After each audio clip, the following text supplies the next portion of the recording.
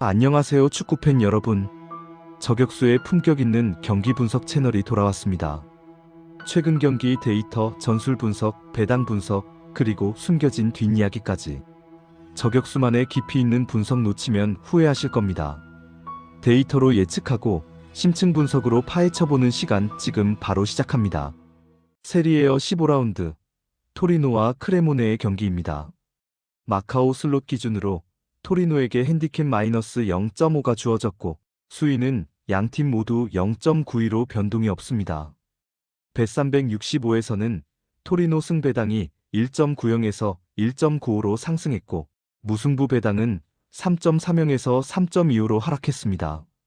크레모네 승리는 4.10에서 4.20으로 올랐습니다. 이 흐름만 놓고 보면 시장은 토리노 우세를 큰 틀에서 유지하면서도 무승부 가능성을 약하게 반영하고 있고 크레모네 승리에 대한 신뢰는 더 줄어든 상태입니다. 토리노의 최근 흐름은 좋지 않습니다. 최근 5경기에서 승리가 없고 무승부와 패배가 반복되며 경기력의 기복이 분명합니다. 크레모네는 직전 경기 승리로 반등의 기미가 있지만 원정에서는 여전히 불안 요소가 많습니다. 그럼에도 불구하고 토리노는 홈에서 전술 구성이 안정되고 중원 점유율과 압박 능력이 올라가는 경향이 있습니다. 크레모네의 원정 수비와 경기 운영 능력을 생각하면 홈팀 토리노에게 전술적 우위가 주어질 가능성이 높습니다. 두 팀의 역대 맞대결에서도 토리노는 우위에 있습니다. 총 9번의 공식 맞대결에서 토리노가 5승, 크레모네가 1승, 그리고 3번의 무승부. 특히 토리노의 홈에서는 경기 운영이 더 안정적이었고 상대 수비 라인을 흔드는 장면들이 자주 나왔습니다. 상성 면에서도 토리노가 조금 더 유리한 구조입니다. 전술적으로는 토리노가 홈에서 주도권을 가져가며 점유율을 높이는 형태가 예상됩니다. 초반부터 중원 압박을 통해 크레모네를 몰아붙이고 측면 전개로 기회를 만들 가능성이 큽니다. 반면 크레모네는 수비적인 접근과 역습 위주의 실리 전술을 사용할 것으로 보입니다. 문제는 크레모네의 공격 전개가 원정에서 매끄럽지 못하다는 점입니다. 수비 라인이 전진할 때 생기는 공간에서는 오히려 토리노에게 추가 득점 기회가 열릴 수 있습니다. 경기 당일 날씨는 비교적 안정적일 것으로 예측되며 비나 악천후는 없습니다. 패스 흐름이나 전술적 완성도에 큰 장애가 없다는 뜻이고 이는 홈팀 토리노에게 조금 더 유리한 환경입니다. 핸디캡 마이너스 0.5와 배당 흐름을 종합하면 시장의 기본 전제는 토리노 우세입니다. 토리노 승 배당이 소폭 올라갔고 무승부가 내려갔다는 점은 베팅 규모가 분산되며 균형 조정이 일어났다는 의미이지만 크레모네 승 배당이 올라갔다는 점은 여전히 원정팀의 승리를 낮게 보고 있다는 방증입니다. 핸디캡을 기준으로도 토리노의 가치가 조금 더 큽니다. 경기 흐름은 다음과 같이 예상됩니다. 전반에는 토리노가 중원에서 점유율을 잡고 경기 주도권을 잡습니다. 측면 전개나 압박 전환을 통해 첫 번째 유효 슈팅이 나올 가능성이 높습니다. 세트피스나 중앙 공간 침투 상황에서 토리노가 선제골을 기록할 수 있는 흐름입니다. 후반으로 넘어가면 크레모네는 만회를 위해 역습과 롱패스를 사용하며 공격적인 형태로 전환할 것입니다. 그러나 이 과정에서 수비 라인이 올라갈 수밖에 없고 토리노는 역습을 통해 추가 득점을 노릴 수 있습니다.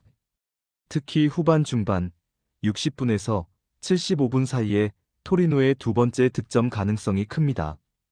결과적으로 이 경기는 토리노의 승리가 가장 합리적인 선택으로 보입니다. 최근 경기력의 불안정함에도 불구하고 홈의 안정감, 상성 우위, 크레모네의 원정 약점, 그리고 배당 흐름까지 모두 토리노 쪽을 가리키고 있습니다. 예상 스코어는 토리노 2대0 승리까지 충분히 가능해 보입니다. 리버풀과 브라이튼의 프리미어리그 16라운드 경기 분석입니다. 먼저 리버풀의 현재 흐름을 살펴보겠습니다.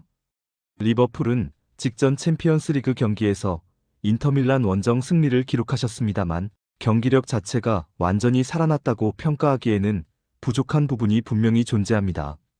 압박의 강도는 이전 시즌들에 비해 떨어져 있으며 전방 압박이 끊기는 구간이 자주 발생하고 있습니다. 특히 중원 장악력은 여전히 들쭉날쭉한 모습을 보이며 라인을 올리고도 세컨볼 확보에서 흔들리는 장면이 반복되고 있습니다. 공격 전개 자체는 여전히 위협적이지만 마무리 과정에서 세밀함이 떨어져 득점 기대치 대비 실제 득점이 낮아지는 경향이 뚜렷합니다. 여기에 일정 부담이 누적되면서 후반 체력적인 하락도 감지되고 있습니다. 홈에서의 강점은 분명하지만 최근 경기력만 놓고 보면 완전한 신뢰까지 이어지지 않는 상태입니다. 이어서 브라이튼의 흐름을 살펴보겠습니다. 브라이튼은 시즌 내내 기복이 심한 팀이지만 상위권 팀들을 상대로는 오히려 강한 저항력을 보여왔습니다.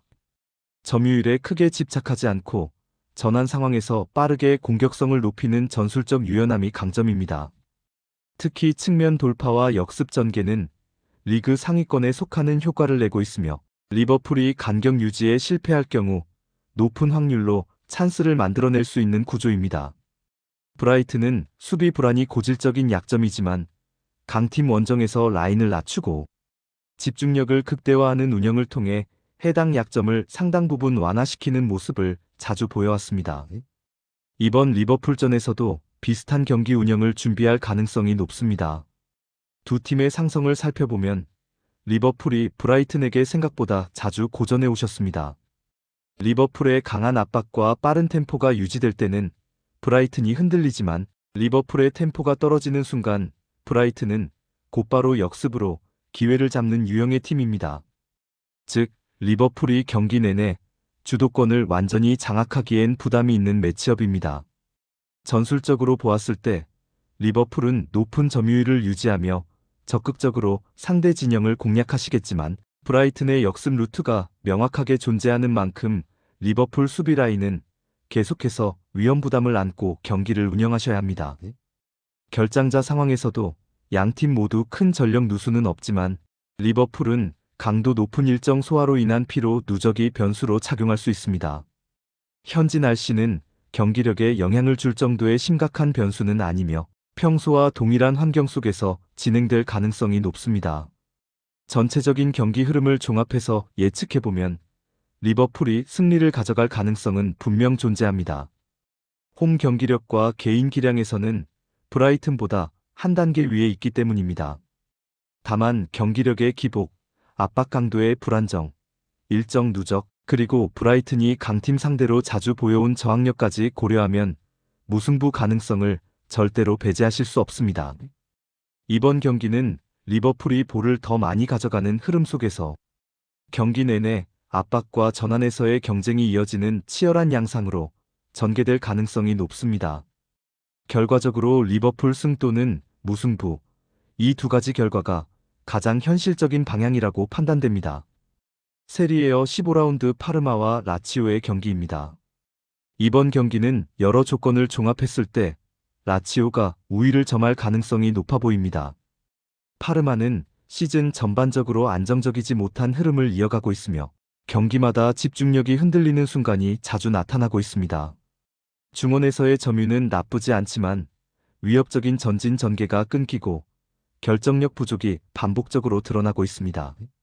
특히 강팀을 상대로는 수비 라인이 지나치게 쉽게 무너지는 패턴이 계속되고 있어 이번 경기에서도 같은 문제가 노출될 가능성이 있습니다.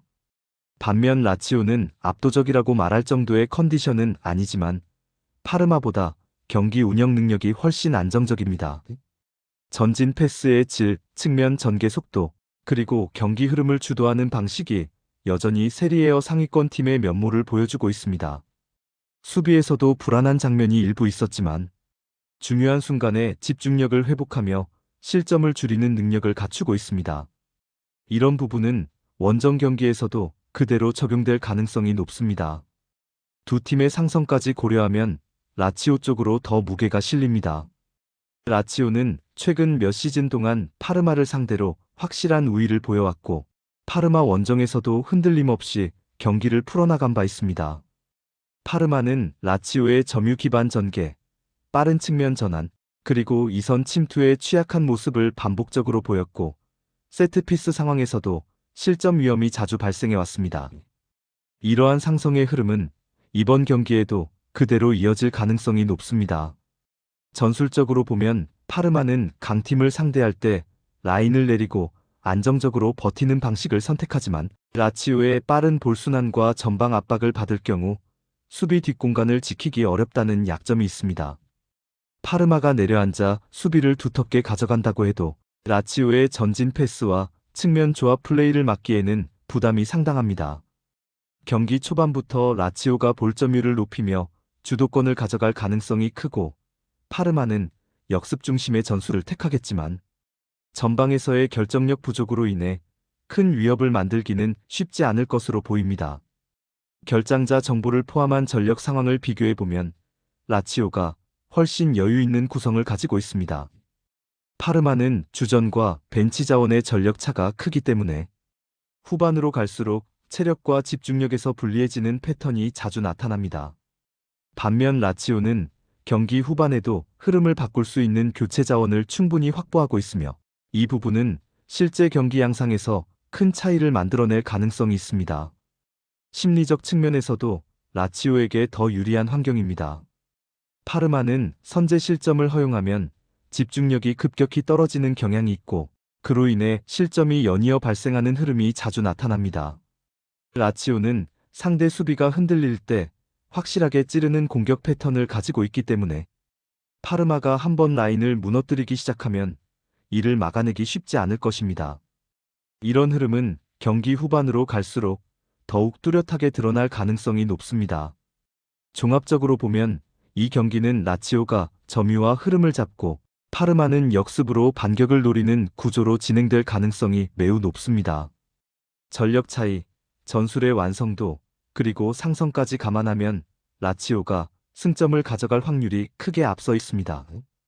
파르마가 홈에서 어느 정도 버티는 장면을 만들어낼 수는 있겠지만 전반 30분 이후부터 라치오의 압박이 점차 강해지면서 경기 흐름은 라치오 쪽으로 기울 가능성이 높습니다. 최종 결론을 말씀드리면 이 경기는 라치오의 승리를 예상합니다. 무승부 가능성이 아주 없다고 할 수는 없지만 전체적인 흐름과 데이터는 라치오 승 쪽에 더 강하게 기울고 있습니다. 예상 스코어는 라치오 2대0 승리 혹은 2대1 승리 정도가 가장 유력해 보입니다. 파르마가 수비에서 집중력을 오래 유지하지 못하는 패턴을 감안하면 후반에 추가 득점이 나올 가능성도 충분합니다. 프리미어리그 16라운드 벌리와 풀럼의 맞대결입니다. 이번 경기는 강등권 경쟁에 직결되는 중요한 한판이며 두 팀 모두 승점이 절실한 상황입니다. 그러나 여러 요소를 종합했을 때 이번 경기는 벌리의 승리를 예상하겠습니다. 지금부터 그 근거를 구체적으로 설명드리겠습니다. 먼저 벌리의 최근 흐름을 살펴보겠습니다. 시즌 초반에 심각한 부진을 겪었던 벌리는 일정이 지나면서 경기 내용이 조금씩 개선되고 있습니다. 특히 홈 경기에서의 집중력이 살아나고 있다는 점이 가장 큰 변화입니다. 벌리는 압박 타이밍과 수비 블록 전환 속도가 안정되었고 이로 인해 실점 패턴이 단순한 실수에서 조직적인 대응으로 바뀌기 시작했습니다. 여전히 골 결정력이 뛰어나다고 보기는 어렵지만 전체적인 경기 운영 자체는 초반보다 훨씬 안정된 모습을 보이고 있습니다. 다음은 벌리의 홈 경기력입니다. 벌리는 홈에서 라인을 높게 올리는 대신 안정적인 수비를 기반으로 역습을 노리는 전술을 사용하고 있습니다. 이 방식은 공격 효율이 떨어지는 상대를 만났을 때 효과적으로 작동해왔고 이번 경기 역시 그 전략이 그대로 적용될 가능성이 높습니다. 벌리는 홈 관중의 에너지를 받으면 적극적인 압박을 시도하는 경향이 있고 이는 풀럼에게 상당히 부담이 될 수 있는 요소입니다. 이제 풀럼의 현 상황과 약점을 짚어보겠습니다. 풀럼은 시즌 내내 경기력의 등락이 매우 심한 편이며 특히 원정에서는 운영 능력이 현저히 떨어지고 있습니다. 수비 라인의 간격 유지가 흔들리고 중앙에서 볼을 쉽게 내어주는 장면들이 반복되고 있습니다. 또한 원정 경기에서 실점률이 높아지며 경기 중반 이후 체력적으로 급격히 떨어지는 모습도 노출되고 있습니다.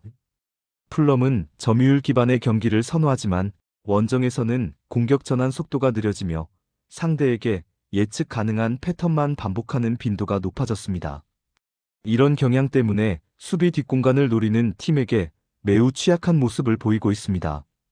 벌리가 활용하는 단순하지만 힘 있는 역습은 풀럼의 이러한 구조적 약점을 직접적으로 공략할 수 있습니다.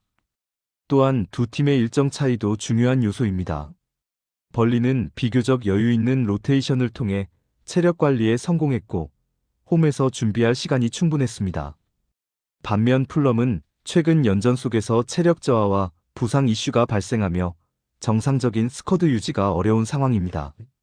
중원에서의 압박 강도가 떨어지면 풀럼은 경기 전체 리듬을 잃기 쉬운데 이번 경기에서 그런 모습이 반복될 가능성이 높습니다. 전력 구성도 비교해 보겠습니다. 벌리는 공격 라인의 결정력은 제한적이지만 측면 돌파와 세트피스에서 꾸준히 위험을 만들어낼 수 있는 팀입니다.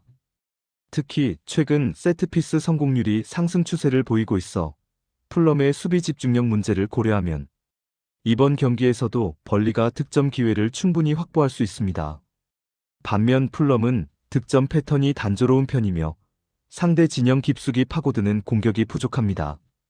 벌리처럼 수비 블록을 촘촘하게 유지하는 팀을 상대로는 풀럼이 크게 고전해왔습니다. 중거리 의존도가 높아지는 순간 풀럼의 공격 효율은 현저히 떨어지게 됩니다. 종합적으로 평가했을 때 이번 경기에서 벌리가 우세한 이유는 크게 세 가지입니다. 첫째, 홈 경기력의 상승과 수비 안정화입니다. 둘째, 풀럼의 원정 불안정성과 수비 조직력 붕괴 문제입니다. 셋째, 체력 유지와 일정에서 오는 준비 상태의 차이입니다. 이 세 가지가 동시에 맞물린 경기에서는 벌리가 경기 흐름을 주도할 가능성이 높으며 상대 실수를 유도할 수 있는 시간이 충분히 주어질 것입니다. 경기 양상은 다소 답답한 흐름 속에서도 벌리가 확실한 기회를 만들어내며 한두 차례의 결정적인 장면을 만들 것으로 예상됩니다. 풀럼도 일정 수준의 점유율을 가져가겠으나 마무리에서의 한계 때문에 벌리 수비를 뚫기 어렵다는 결론에 도달합니다. 벌리의 승리를 예상합니다.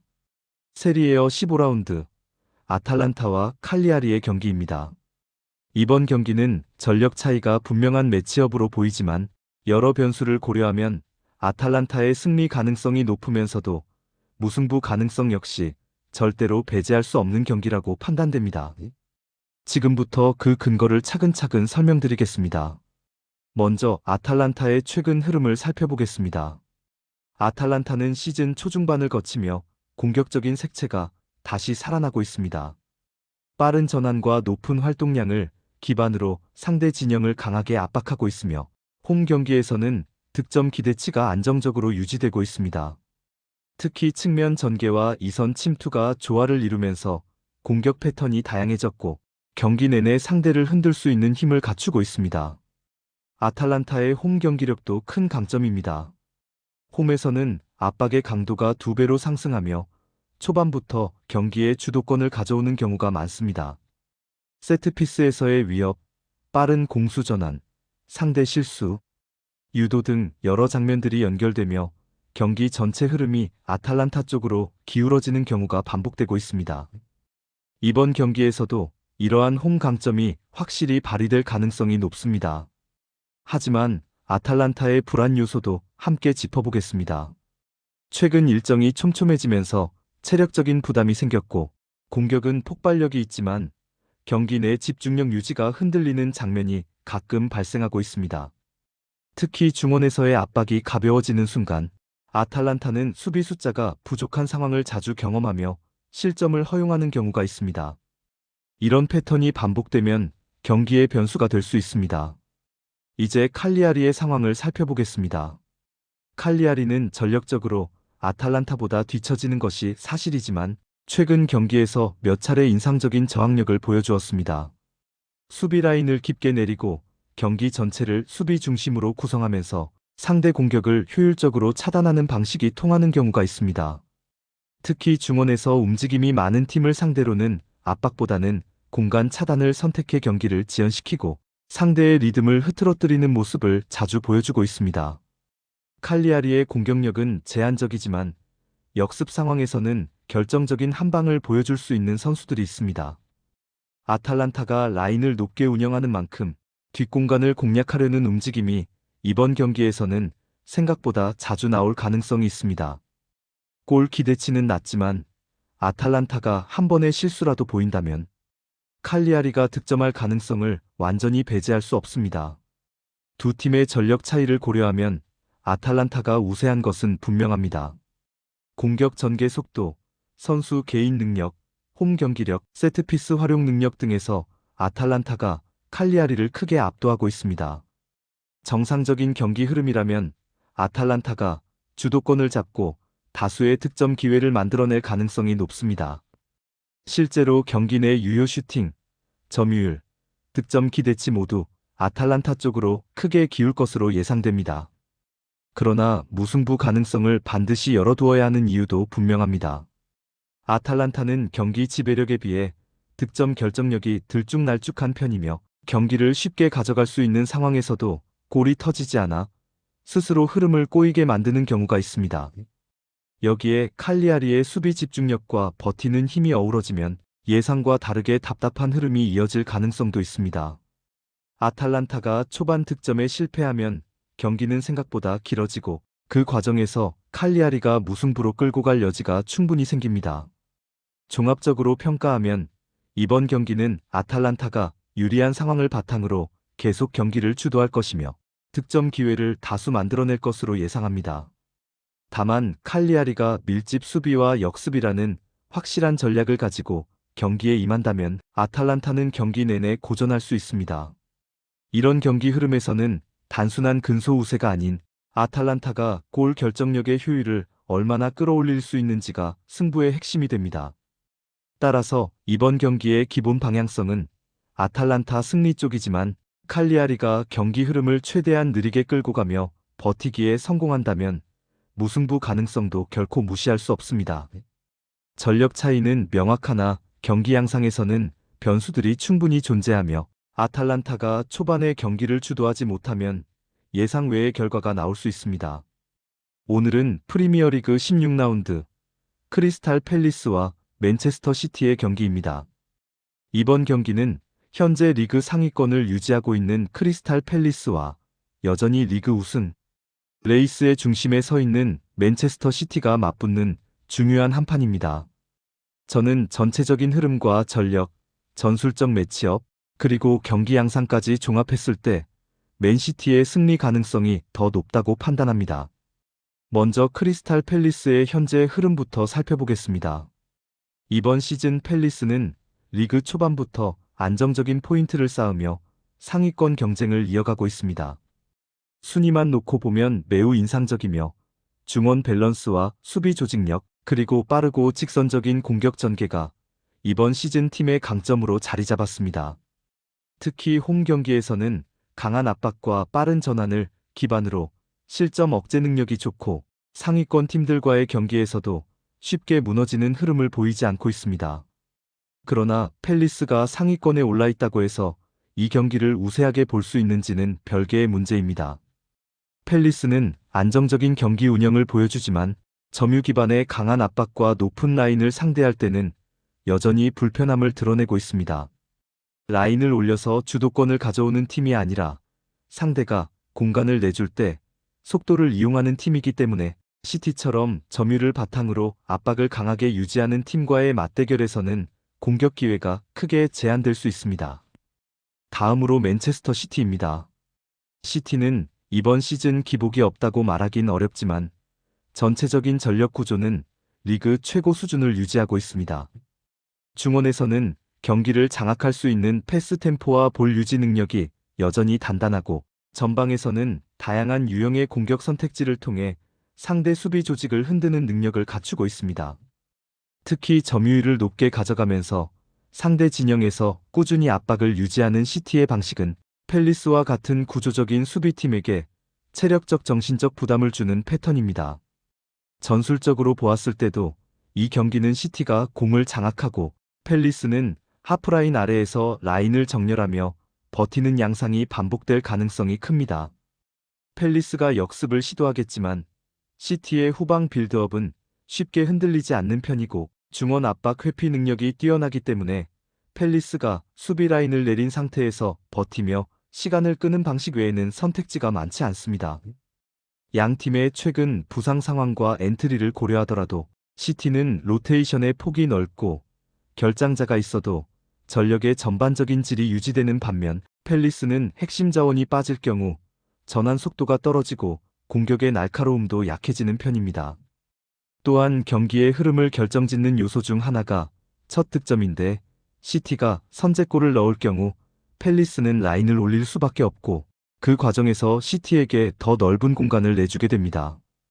그 순간부터는 시티가 자신 있는 방식으로 경기를 마무리할 가능성이 더욱 높아집니다. 물론 팰리스의 이번 시즌 폼을 고려하면 쉽게 무너지는 그림은 예상하기 어렵습니다. 조직적으로 단단한 팀이기 때문에 시티가 답답한 시간을 보낼 수도 있고 팰리스가 한 번의 역습이나 세트피스로 선제 득점을 가져올 가능성도 완전히 배제할 수는 없습니다. 그러나 전체적인 경기의 흐름, 전술적 상성, 선수단 구성의 깊이, 그리고 경기 운영 능력까지 종합하면 시티의 승리를 우선적으로 보는 것이 합리적입니다. 프리미어리그 16라운드 노팅엄과 토트넘의 경기입니다. 이번 경기에 대해 저는 토트넘의 승리가 쉽지 않을 것으로 판단하며 노팅엄의 승리 또는 무승부가 더 현실적인 선택이라고 예상합니다. 그 이유를 전력, 전술, 흐름, 일정, 심리, 매치업 구조까지 하나씩 차분히 설명드리겠습니다. 먼저 경기 배경부터 정리하겠습니다. 노팅엄은 이번 시즌 내내 경기력의 기복은 있지만 홈에서는 확실한 저항력을 보여주는 팀입니다. 팀이 롤러코스터처럼 들쭉날쭉해 보일 때도 홈에서만큼은 상대 강팀을 상대로도 쉽게 무너지지 않는 집중력을 보여왔습니다. 특히 실리적인 경기 운영을 하는 감독 성향 덕분에 필요할 때는 라인을 확실하게 내리고 반격할 때는 짧고 간결하게 찌르는 방식으로 경기를 풀어가는 특징이 있습니다. 반면 토트넘은 이번 시즌 초반에 비해 일정 누적의 피로도가 눈에 띄게 드러나고 있습니다. 부상 이슈가 누적될 경우 공격의 다양성이나 수비 밸런스가 흔들릴 수 있는 구조를 가지고 있기 때문에 원정 경기에서는 그 약점이 더 뚜렷하게 나타날 가능성이 있습니다. 특히 토트넘의 수비는 라인이 높게 잡히기 때문에 전환 상황에서 뒷공간을 내주는 장면들이 반복적으로 등장해왔습니다. 노팅엄이 이런 부분을 정확히 노린다면 토트넘이 쉽게 경기를 장악하기 어려울 수 있습니다. 이제 노팅엄의 전술적 강점을 조금 더 깊이 살펴보겠습니다. 노팅엄은 전방 압박을 지나치게 적극적으로 가져가는 팀이 아닙니다. 대신 중원의 두꺼운 블록을 형성하고 상대가 공격을 전개할 때 패스 경로를 차단하는 방식으로 리듬을 깨는데 능숙합니다. 토트넘처럼 후방 빌드업을 통해 전진하려는 팀에게 이런 스타일은 꽤나 부담스럽습니다. 상대의 템포를 끊어놓으면 토트넘은 측면에서 단조로운 패턴을 반복하게 되고 그 과정에서 공격의 효율이 크게 떨어집니다. 노팅엄은 바로 그 순간을 기다립니다. 상대가 반복되는 패턴에 갇혀 있을 때 역습으로 한 번에 찌르는 방식 혹은 세트피스에서 무게를 실어 흔들어 놓는 방식이 지금까지 홈 경기를 버텨온 노팅엄 특유의 생존력입니다. 이제 토트넘 측면 상황을 살펴보겠습니다. 토트넘은 공격적으로는 여전히 매력적인 장면을 만들어낼 수 있는 팀이지만 문제는 90분 내내 집중력을 유지하는데 어려움이 종종 나타난다는 점입니다. 특정 선수의 의존도가 높아지는 시기가 오면 팀 전체의 전진 속도나 창의성이 떨어지는 경향이 있습니다. 더불어 원정에서는 순간적으로 템포가 끊기면 전체 라인이 어정쩡하게 올라가 있는 상황에서 역습을 허용하는 장면이 반복됩니다. 바로 이 지점이 이번 경기에서 가장 중요한 위험 요소입니다.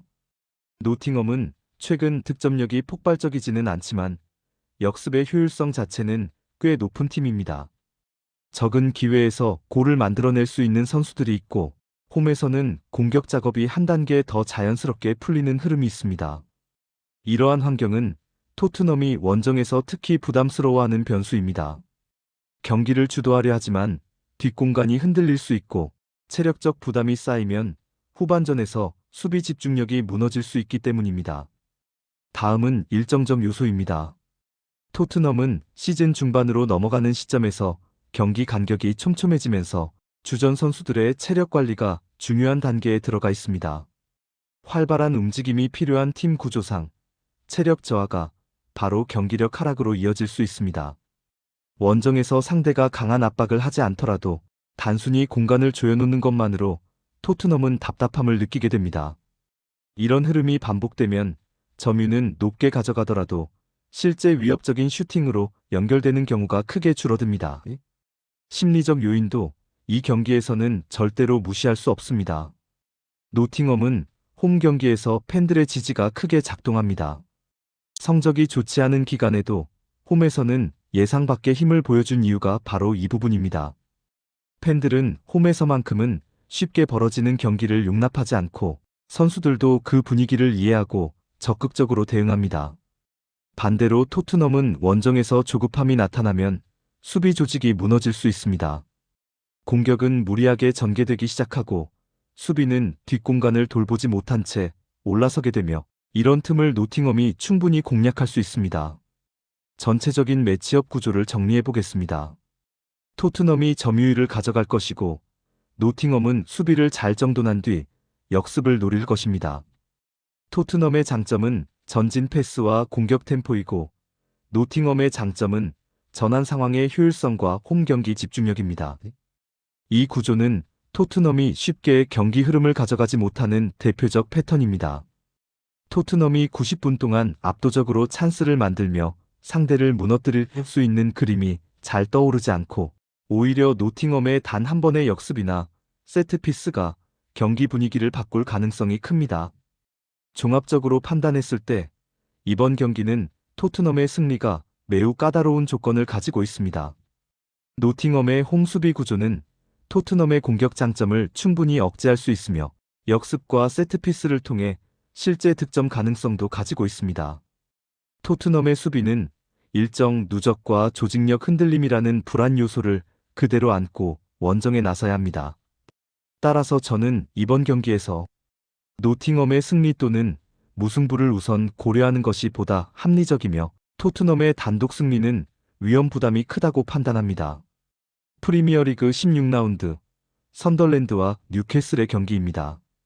이 경기는 전력적 격차, 최근 흐름, 전술적 구조, 선수단 구성, 경기 양상 등을 종합했을 때 뉴캐슬이 우세한 흐름을 가져갈 가능성이 높다고 판단합니다. 이번 분석에서는 양 팀의 최근 경기력, 득실 구조, 전술적 특징, 일정, 심리적 요인, 매치업 상성까지 차례대로 설명드리겠습니다. 먼저 선덜랜드의 흐름부터 살펴보겠습니다.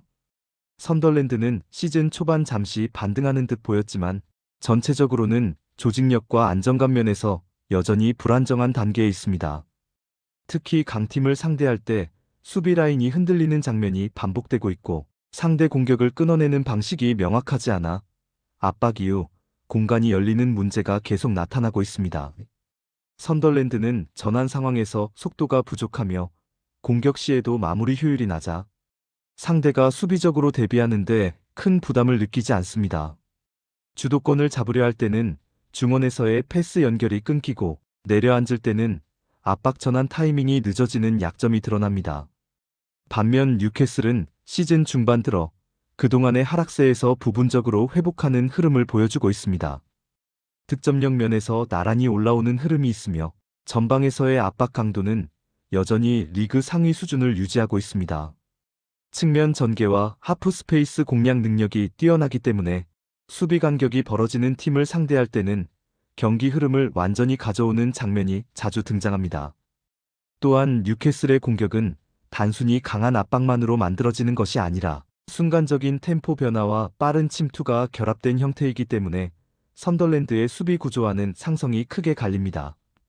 이제 전술적인 구조를 조금 더 깊이 살펴보겠습니다.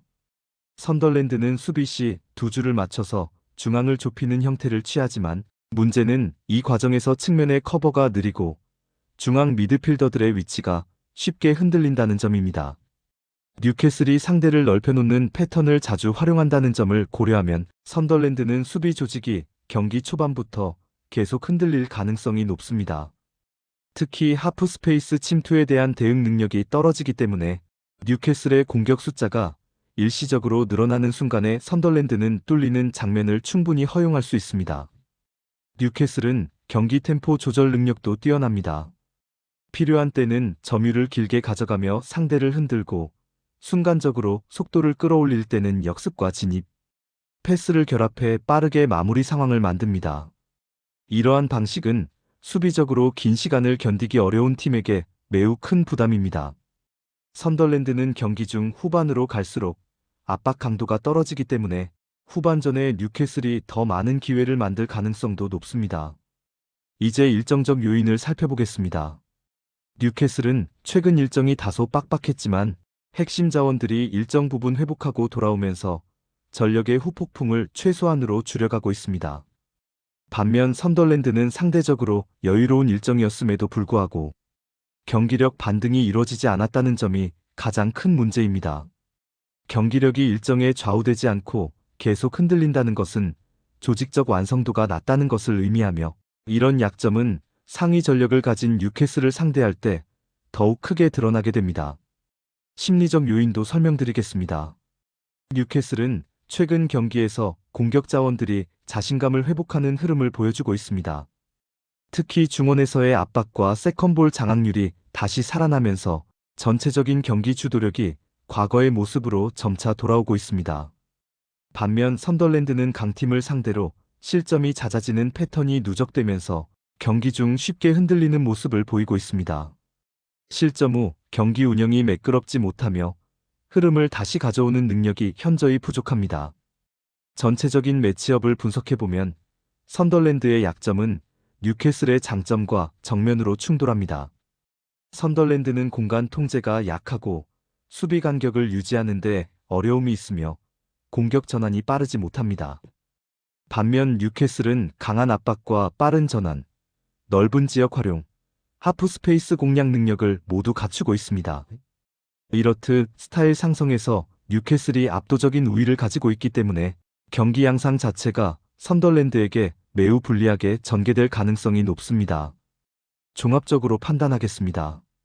이 경기는 전력 차이, 전술적 상성, 팀 분위기, 경기력 흐름, 일정, 심리 모든 부분에서 뉴캐슬이 앞선다고 결론 내릴 수 있습니다. 선덜랜드가 홈에서 버티는 것이 완전히 불가능한 것은 아니지만 이 경기를 뒤집을 만한 전술적 카드나 경기력의 확실한 기반은 부족합니다. 따라서 저는 이번 경기에서 뉴캐슬의 승리가 가장 합리적인 선택이라고 판단합니다. 프리미어리그에서 웨스트햄과 에스턴 빌라의 맞대결을 분석해 보겠습니다. 이번 경기에 대해 저는 웨스트햄이 홈이라는 이점을 살리면 충분히 경쟁 가능성이 있다고 보고, 다만 안심하기는 힘들기 때문에 신중한 관찰이 필요하다고 생각합니다. 웨스트햄은 최근 리그에서 하위권을 헤매고 있으며 전체 순위나 최근 성적은 기대보다 낮은 편입니다. 수비 라인의 불안정과 득점력 부족, 그리고 중원에서의 점유 전개에서 기복이 있었던 것이 사실입니다. 이런 점은 홈 경기라 하더라도 약점으로 작용할 여지가 큽니다. 그럼에도 불구하고 웨스트햄이 이 경기를 놓고 기대할 수 있는 요소가 몇 가지 있습니다.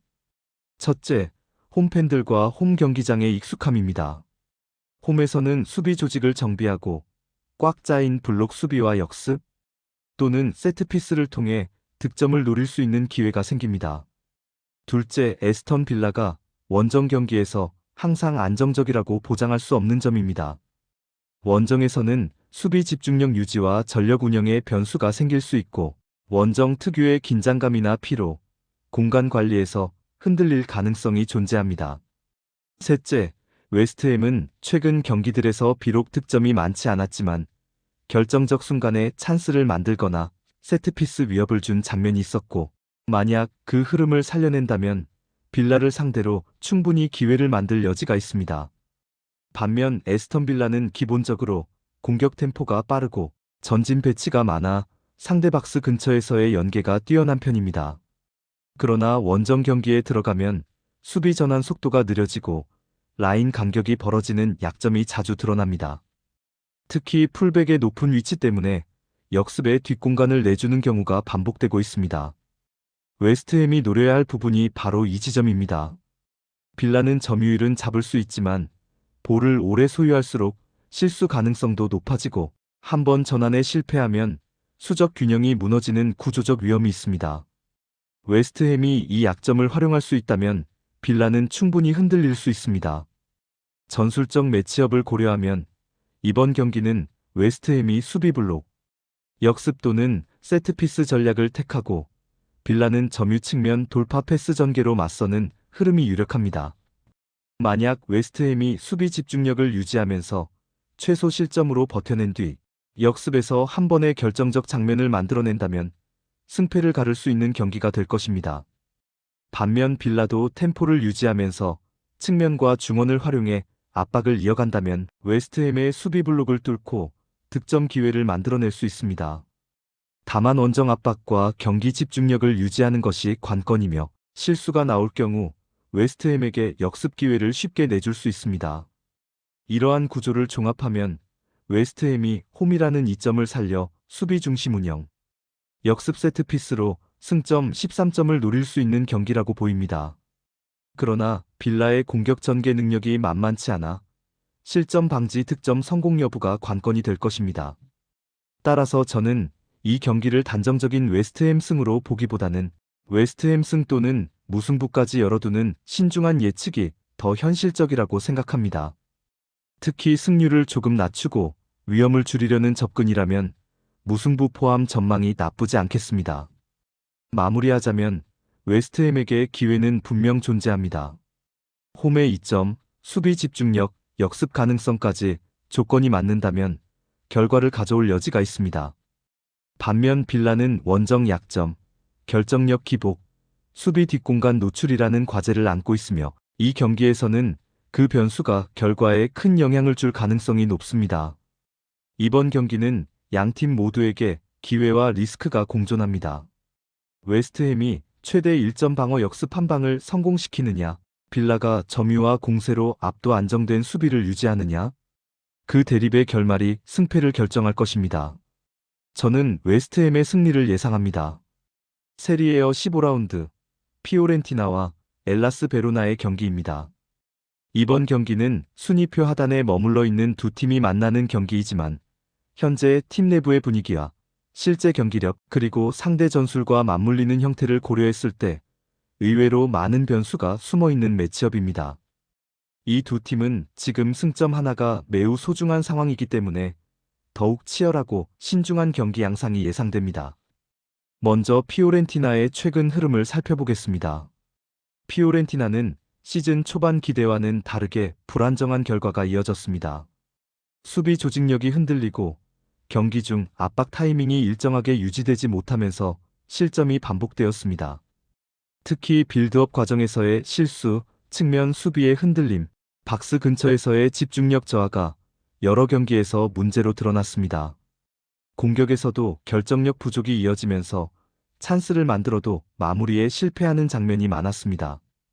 그럼에도 불구하고 피오렌티나가 이번 경기에서 기대할 수 있는 요소들이 분명히 존재합니다. 우선 홈 경기라는 점이 큰 힘이 됩니다. 홈 구장에서 피오렌티나는 전통적으로 점유율과 공격 전개가 매끄러워지는 경향을 보여왔고 특히 측면 전개와 세트피스에서 안정적 성과를 내기도 했습니다. 홈팬들의 영향력, 익숙한 경기장 환경, 심리적 안정감은 승점이 절실한 경기에서 매우 중요한 요소라고 할 수 있습니다. 또한 피오렌티나는 중원에서 볼을 소유하고 경기를 주도하는 데 익숙한 팀입니다. 최근 부진 속에서도 중원에서의 패스 전개 능력 자체는 여전히 준수한 편이며 상대가 수비적으로 밀집할 경우에도 꾸준히 공간을 찾으려는 시도는 유지되고 있습니다. 이런 특성은 베로나와의 매치업에서 분명히 유리하게 작용할 수 있습니다. 다음으로 엘라스 베로나를 살펴보겠습니다. 베로나 역시 시즌 내내 불안정한 성적을 반복해왔습니다. 공격 전개가 매끄럽지 못하고 수비 전환 속도가 늦어질 때 쉽게 실점하는 문제가 계속 나타났습니다. 원정 경기에서는 특히 압박과 전환 속도에서 실수가 자주 발생하며 경기 흐름을 스스로 끊어버리는 경우도 자주 보입니다. 베로나는 현실적으로 수비적인 접근을 선택할 가능성이 높습니다. 낮은 블록을 형성하고 라인을 깊게 내려 점수를 지키는 방식으로 경기를 운영할 가능성이 큽니다. 이런 형태는 피오렌티나의 점유율 중심 전개와 맞물려 장기간 수비 부담이 쌓이는 흐름을 만들 수 있습니다. 베로나가 역습으로 반격을 시도하겠지만 역습 전환을 위한 정확한 패스와 마무리 작업이 부족하기 때문에 베로나가 득점할 가능성이 높다고 보기는 어렵습니다. 전술적인 구조를 조금 더 구체적으로 살펴보겠습니다. 피오렌티나는 전방에서 내려와 공을 받아주는 움직임이 활발한 스타일을 갖고 있습니다. 측면에서의 크로스, 중앙 침투, 세트피스 상황 등 다양한 패턴을 시도할 수 있는데 이는 베로나의 수비가 흔들릴 때 효과적으로 작동할 가능성이 큽니다. 특히 베로나가 밀집 수비를 하는 과정에서 박스 근처에서의 파울 유도가 자주 발생할 수 있고 이는 피오렌티나에게 세트피스 찬스를 더 많이 만들어줄 수 있습니다. 반면 베로나가 공격을 전개할 때는 무리한 전진 패스나 개인 해결 능력에 의존하는 경향이 강한데 이는 수비에서 공격으로 넘어가는 과정에서 실수를 만들 수 있습니다. 이런 실수가 생기면 피오렌티나는 중원에서 공을 탈취해 빠르게 역습 기회를 만들 수 있습니다.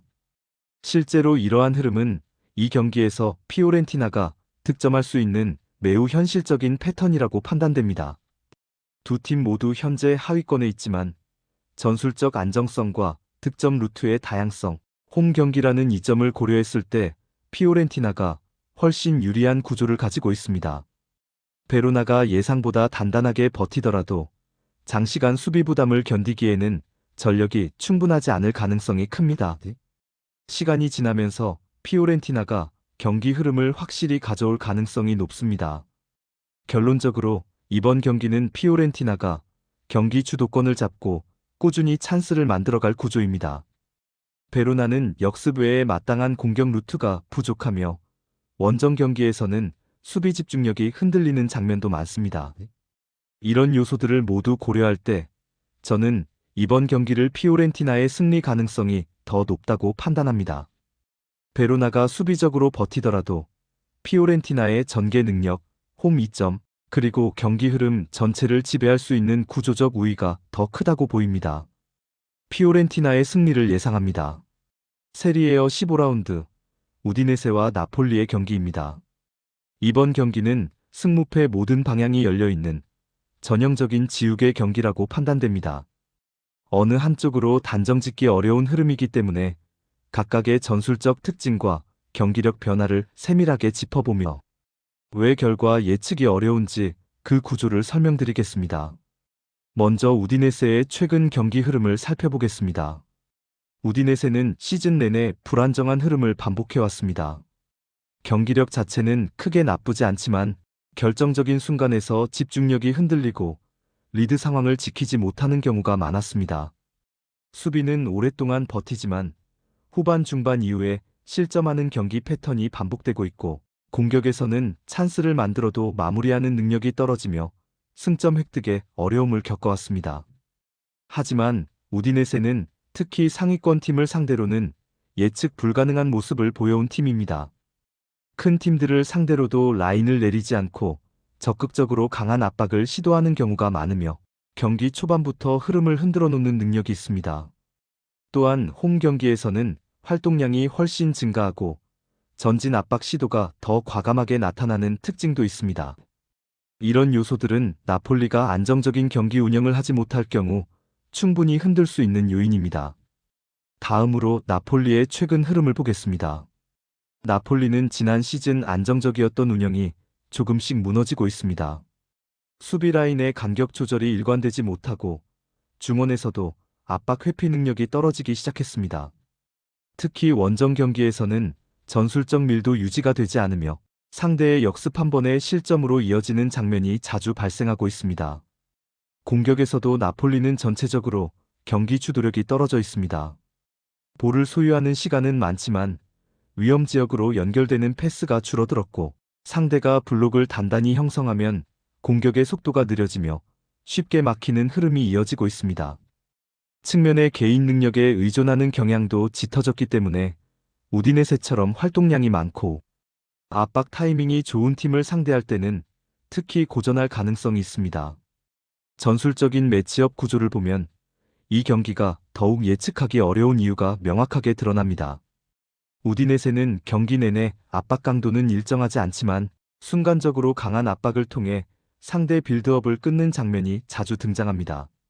나폴리는 최근 빌드업 상황에서의 실수가 반복되고 있기 때문에 이러한 압박에 흔들릴 가능성을 무시할 수 없습니다. 반면 우디네세는 공격에서의 마무리 능력이 떨어지기 때문에 중원에서 경기를 잘 풀어내며 찬스를 꾸준히 만드는 나폴리에게 흐름을 내줄 수도 있습니다. 또한 두 팀 모두 최근 후반전 실점률이 높은 편입니다. 경기 후반에 힘이 떨어지고 집중력이 무너지는 패턴이 계속되고 있기 때문에 이번 경기 역시 어느 한쪽이 먼저 리드를 잡더라도 경기 막판의 실수로 흐름이 크게 바뀔 가능성이 매우 높습니다. 결과를 예측하기 어려운 중요한 이유이기도 합니다. 심리적인 부분도 이 경기를 복잡하게 만드는 요소입니다.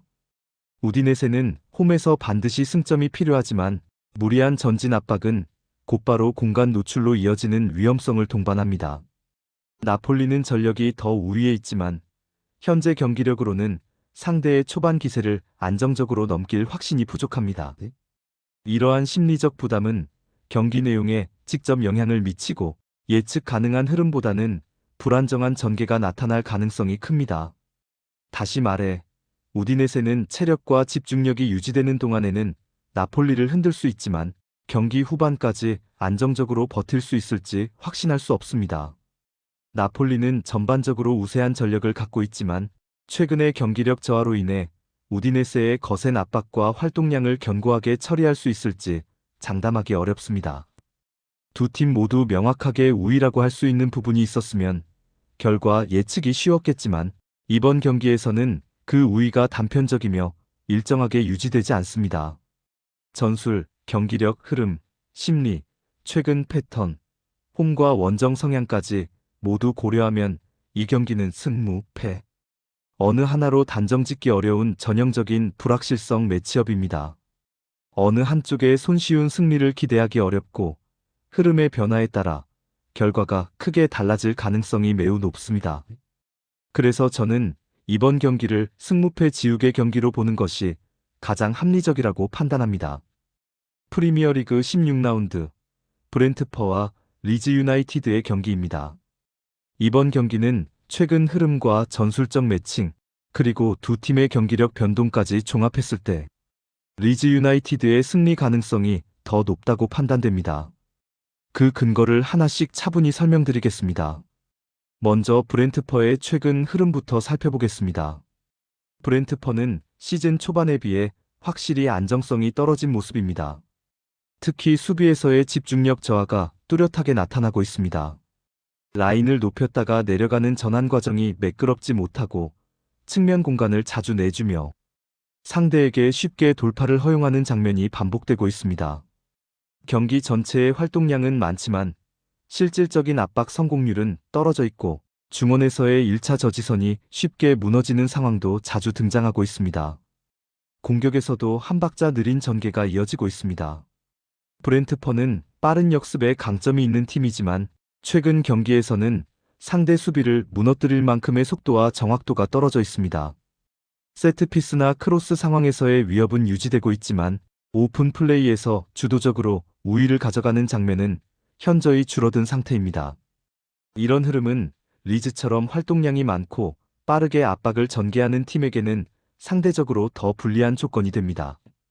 이제 리즈 유나이티드의 최근 흐름을 살펴보겠습니다. 리즈는 시즌 내내 경기력 기복이 있었지만 최근에는 활동량과 압박 강도가 안정되면서 경기력의 균형을 조금씩 되찾고 있습니다.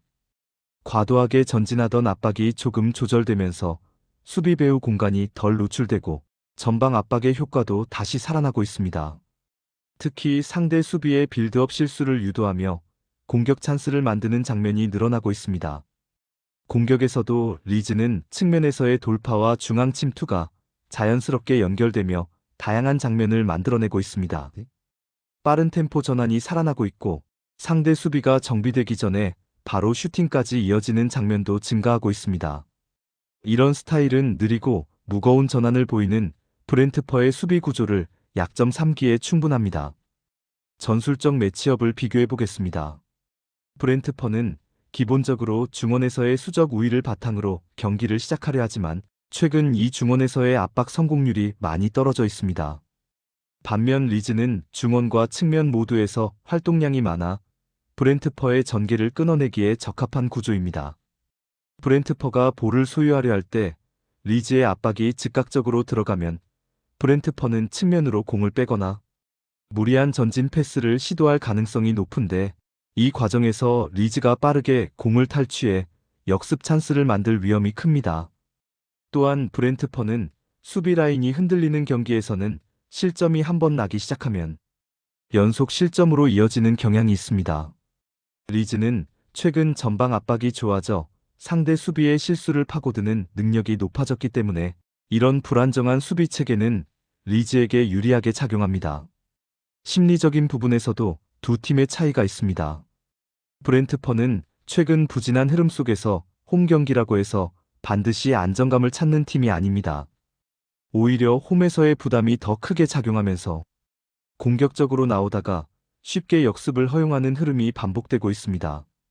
반면 리즈는 원정에서도 활동량을 유지하는 팀이기 때문에 브랜트퍼의 전진 압박을 끌어낸 뒤 공간을 활용하는 데에 강점이 있습니다. 또한 경기 후반의 흐름도 중요한 요소입니다.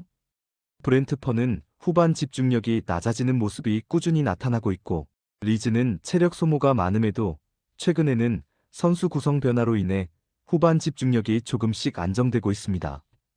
이 후반전 흐름이 승부에 영향을 줄 가능성도 충분히 있습니다.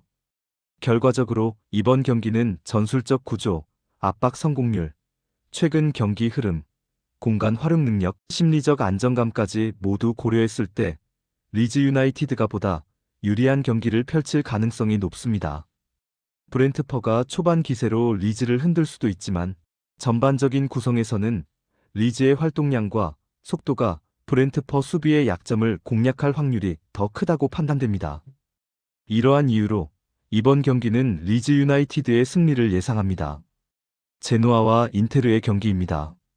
이번 경기는 전력상의 우위는 분명히 인테르에게 있겠지만 제노아가 홈에서 보여주는 끈질긴 경기 운영을 고려하면 승패 어느 쪽으로든 방향이 열려있는 매치업입니다. 무승부 확률은 상대적으로 낮아 보이며 승패 선택이 보다 합리적인 경기라고 판단됩니다. 우선 제노아의 흐름부터 살펴보겠습니다. 제노아는 이번 시즌 전체적인 순위와 성적만 보면 인테르에 비해 약체로 평가받을 수 있습니다. 하지만 홈 경기에서는 경기 양상이 크게 달라집니다. 라인을 깊게 내리고 버티는 방식으로 상대의 템포를 끊어내고 강팀을 상대로도 쉽게 무너지지 않는 경향을 가지고 있습니다. 특히 중원에서의 압박 타이밍과 수비 블록 유지 능력이 상당히 견고합니다. 다만 공격 전개는 여전히 불안정합니다. 측면 중심의 단조로운 패턴과 전진 속도의 기복 때문에 기회를 꾸준히 만들어내지 못하고 결정력에서도 일정한 한계를 보여주고 있습니다. 결국 제노아는 많은 슈팅을 만들어내기보다는 몇 번 오지 않는 찬스를 얼마나 효율적으로 활용하는가가 승리의 핵심이 됩니다. 다음으로 인테르의 전력을 말씀드리겠습니다. 인테르는 이번 시즌 안정적인 경기력을 꾸준히 유지하고 있습니다. 중원에서의 조율, 측면 공격의 다양성, 세트피스 상황에서의 집중력까지 모든 부분에서 균형이 잘 잡혀 있습니다. 특히 상대 박스 근처에서의 연계 플레이는 리그 최상위권에 속할 만큼 매끄럽고 위협적입니다. 수비 조직력 또한 강합니다. 전방에서의 압박이 끊겼을 때도 수비 라인을 유지하면서 역습을 차단하는 능력이 뛰어나며 실점 관리 능력이 꾸준합니다. 이러한 점들을 고려하면 인테르가 전력과 조직력에서 더 앞서는 것은 분명합니다. 그러나 인테르에게도 불안 요소는 존재합니다. 점유율을 높게 가져가는 경기에서 상대가 전방 압박을 생략하고 빈 공간만 노리며 빠르게 역습을 전개할 때 순간적인 공간 노출이 발생할 수 있습니다. 제노아는 바로 이 지점을 집중적으로 파고드는 팀입니다. 특히 인테르가 빠른 시간 안에 선제골을 넣지 못하고 경기 흐름이 늘어지기 시작하면 공간 활용이 어려워지고 점유율만 높지만 실효성은 떨어지는 패턴에 빠질 가능성도 있습니다. 제노아의 입장에서는 바로 그 점이 승부처가 됩니다. 전술적으로 정리하면 이렇습니다. 인테르는 경기 템포를 높여 점유율을 넓게 가져가며 다양한 루트로 찬스를 창출하려 할 것입니다. 반면 제노아는 수비 블록을 강하게 유지하며 상대 템포를 끊어내고 경기 속도를 늦추는 데 집중할 것입니다. 템포가 빠르면 인테르가 유리하고 템포가 느려지면 제노아의 의도대로 경기가 흘러갈 수 있습니다. 홈 관중의 영향을 고려하면 제노아가 초반을 잘 버텨낼 경우 분위기를 가져올 가능성이 커집니다. 반대로 인테르가 초반에 경기를 주도하며 득점을 성공시킨다면 제노아는 라인을 올려야 하고 그 상황에서는 인테르의 추가 득점 가능성도 높아집니다. 종합적으로 말씀드리면 이번 경기는 인테르의 승리 가능성이 더 높다고 판단됩니다. 전력 차이와 전술적 다양성 모두 인테르가 앞서 있기 때문입니다. 그러나 제노아의 홈 경기력, 템포 끊기 전략, 그리고 인테르의 점유율 경기에서의 간헐적 불안 요소를 고려하면 제노아가 승리까지도 노려볼 수 있는 상황입니다. 전력 차이가 존재함에도 불구하고 경기 양상에 따라 의외의 결과가 나올 여지가 분명히 있는 매치업입니다. 따라서 승패 선택이 필요한 상황이라면 기본적으로는 인테르 승을 우선 고려하되 제노아의 승리 가능성 또한 반드시 염두에 두어야 하는 경기입니다. 무승부는 상대적으로 확률이 낮아 보이며 승패 선택이 가장 합리적인 접근이라고 판단하겠습니다. 볼로냐와 유벤투스의 경기입니다. 이번 매치는 유벤투스가 전력과 조직력에서 우위로 평가되지만 볼로냐가 가진 홈 경기력과 수비 중심 대응 가능성까지 고려하면 무승부까지 열어두어야 할 경기라고 판단됩니다. 먼저 유벤투스의 강점을 살펴보겠습니다. 유벤투스는 중원과 공격 전개, 공격 옵션의 다양성 면에서 리그 상위권에 속하는 팀입니다. 패스 전개, 측면과 중앙을 오가는 전술 전환, 세트피스와 페널티 박스 근처에서의 압박 등 다양한 득점 루트를 보유하고 있어 안정적인 빌드업만 유지해도 충분히 골 기회를 만들어낼 수 있는 팀입니다. 또한 공격진의 개개인 능력과 연계 플레이, 피니시 능력도 나쁘지 않아서 한방 연속 찬스 모두 기대할 수 있습니다. 수비 쪽에서는 과거에 비해 불안 요소가 있었지만 최근 들어 안정성을 회복하려는 시그널이 있고 조직적으로 무너질 경우에도 빠른 수비 라인 정비와 압박 복구 능력을 갖추고 있다는 점이 유벤투스의 강점입니다. 반면 볼로냐는 홈이라는 점, 그리고 수비 중심의 전술로 맞설 가능성이 높습니다. 볼로냐는 강팀을 상대할 때 라인을 내리고 수비 블록을 형성하면서 역습이나 세트피스를 통해 득점을 노리는 식의 현실적인 전술을 자주 사용해왔습니다. 수비 라인 간격을 조절하고 측면과 중앙을 압박으로 끊으며 빠르게 역습으로 전환하는 과정을 통해 때때로 강팀을 상대로 의외의 결과를 만들어낸 경험이 있습니다. 특히 홈에서는 수비 집중력과 조직력이 상승하는 경향이 있어 유벤투스의 공격을 단숨에 무너뜨리진 않더라도 최소 실점 혹은 무실점 경기를 만드는데 집중할 여지가 큽니다. 경기 매치업을 보면 유벤투스는 공격을 주도하면서 볼 점유와 전개를 가져가고 볼로냐는 수비 블록을 구축해 실점만 하지 않는 경기 운영을 시도할 가능성이 큽니다. 이 구조에서는 유벤투스가 유리하나 볼로냐가 실수 없이 버티고 역습 기회를 잘 살릴 경우 의외의 균형 흐름이 나올 수 있습니다. 또한 심리적 환경적 요인도 이번 경기의 변수로 작용할 수 있습니다. 유벤투스는 원정 압박 기대치, 최근 리그 일정 피로, 누적 등으로 부담이 있을 수 있고 볼로냐는 홈팬들의 응원, 수비 집중력, 최소 실점 의지를 바탕으로 심리적 동기부여가 확실합니다. 결국 이번 경기는 유벤투스가 주도권을 잡고 승리를 노리는 것이 기본 흐름이지만 볼로냐가 수비 중심 운영 역습, 집중력 유지라는 현실적인 전략을 선택하면 무승부까지 열려있는 경기입니다. 승패를 단 하나 선택해야 한다면 저는 유벤투스의 승리를 우선으로 보지만 안정성 및 리스크 관리를 고려한다면 유벤투스 승무승부 가능성 열기가 현실적이라고 생각합니다. 영상이 도움이 되셨다면 구독과 좋아요 부탁드립니다. 알림 설정까지 해주시면 다음 분석도 놓치지 않으실 수 있습니다. 지금까지 시청해주셔서 감사합니다.